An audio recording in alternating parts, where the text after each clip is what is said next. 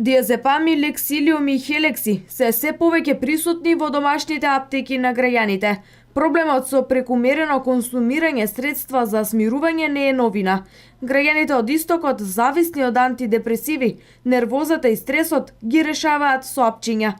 Секојдневно и неконтролирано ги употребуваат. Зголемење, посебно во овој наш источен регион, евиденциите на Фондот за здравство такво нешто покажуваат, масовно се користат од целото население, ние треба да го малку подобро можеби едуцираме и да се спротивставуваме на несоодветното земење на седативи секогаш кога можеби и не е најпотребно тоа. Но еве што велат лекарите, зошто злоупотребата на антидепресивите е голема.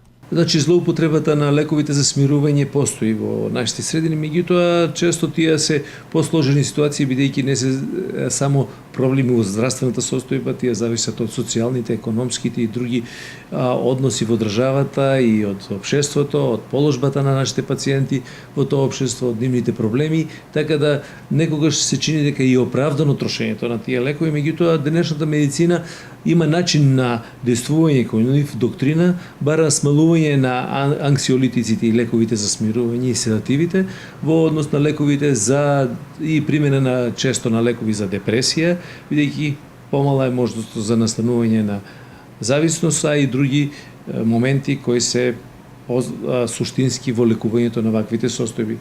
Да кажеме дека ваквите состојби на пореметено ментално здравје често делуваат, освен што ќе се поремети здравјето, на општиот имунитет, на општата состојба, на зголеменост, на можност од кардиоваскуларните проблеми и слично. Така да затоа и тие треба да се решаваат. Дали на начин без лекови или со лекови, тоа треба да биде слободна проценка на матичниот лекар и на психијатарот евентуално.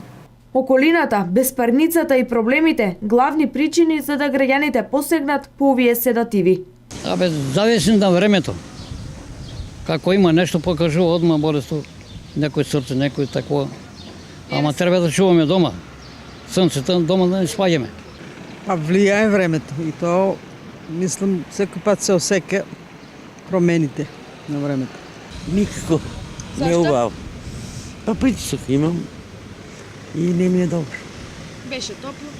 Топло беше, сега виде малку ладничко дојде да земам лекарство. Најчесто во оваа група на пациенти спаѓаат постарите, но она што најмногу загрижува е податокот за намалување на старосната граница и дека се повеќе и млади лица посегнуваат по овој психолошки бастун со цел да ги решаваат своите проблеми или пак веќе им преминало во навика или завист, кој во тој случај треба да се обратат кај психолог.